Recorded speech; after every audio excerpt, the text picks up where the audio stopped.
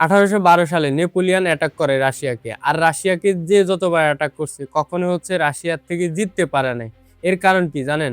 কারণ হচ্ছে তাদের যেই বিস্তৃত করিডোর, যেই করিডোরটির নাম হচ্ছে পোল্যান্ড। পোল্যান্ড নামের যে করিডোর, এই করিডোর দিয়ে যখন বিপক্ষ দলের সেনাবাহিনী ঢুকে, রাশিয়ার মস্কোতে আসা পর্যন্ত 2000 মাইল বিস্তৃত হয়ে যায় এই করিডোরটি।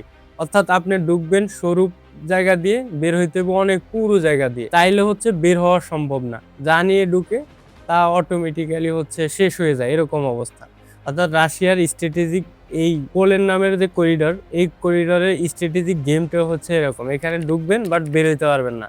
আমরা 1941 সালে হিটলার ২য় বিশ্বযুদ্ধের সময় তাও সেম জায়গাতে হচ্ছে অ্যাটাক করছে এবং এইটাও কিন্তু ফেইল করছে হিটলার নিজে। এরপরে ১৬০৫ সালে সুইডিশরা হচ্ছে রাশিয়াকে অ্যাটাক করে, তাও হচ্ছে হার মানছে। এই গত ৫০০ বছরে মিনিমাম প্রতি ৩৩ বছরে একটা করে যুদ্ধ লাগছিল রাশিয়ার সাথে। তারপরেও কিন্তু কেউ হচ্ছে রাশিয়াকে হারাইতে পারে নাই। ইভেন দো পরবর্তীতে আমেরিকা এবং ইউরোপিয়ানরা ২টা মিলে হচ্ছে নেটোটা হচ্ছে রিফর্ম করে। অর্থাৎ নেটো রিফর্ম করার উদ্দেশ্য এই ছিল যে রাশিয়ার যে আগ্রাসনটা সেটা যাতে হচ্ছে তারা ধরে রাখতে পারে। এর জন্যই হচ্ছে নেটোটা রিফর্ম হয়েছে। আমরা কিন্তু লাস্ট যেই ইয়াটা দেখলাম যে রাশিয়া এবং ইউক্রেন যুদ্ধ, সেটা কিন্তু নেটোর যে নিয়ম নীতি সেটাও কিন্তু অনেক ক্ষেত্রে ভঙ্গ হয়ে গেছে। সো রাশিয়া হচ্ছে এমন একটা স্ট্র্যাটেজিক্যাল জায়গা, এখানে রাশিয়ানরা শুধুমাত্র ওই করিডোরের উপর ভর করে না, তাদের যে জলবায়ু অর্থাৎ শীত যখন আসে তখন আমেরিকান আর্মি বলেন আর হিটলারের আর্মি বলেন, কেউ কিন্তু এখানে এসে টিকতে পারে না। কারণ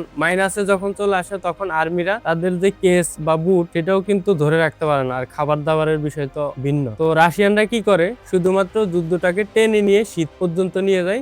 অটোমেটিক্যালি স্ট্র্যাটেজিক্যালি তারা হচ্ছে আগায় জিতে যায় গেমটা। সো রাশিয়ানদেরকে এই জন্য হচ্ছে প্রতি ৩৩ বছরে একটা যুদ্ধ হওয়ার পরও হারাইতে পারে নাই। আপনার কোনো এই বিষয়ে মন্তব্য বা মতামত থাকলে জানাতে পারেন। আর আমি পড়তেছিলাম হচ্ছে ফিউজ অনার্স অফ জিওগ্রাফি, আর লেকশন হচ্ছে টিম মার্শাল। ধন্যবাদ।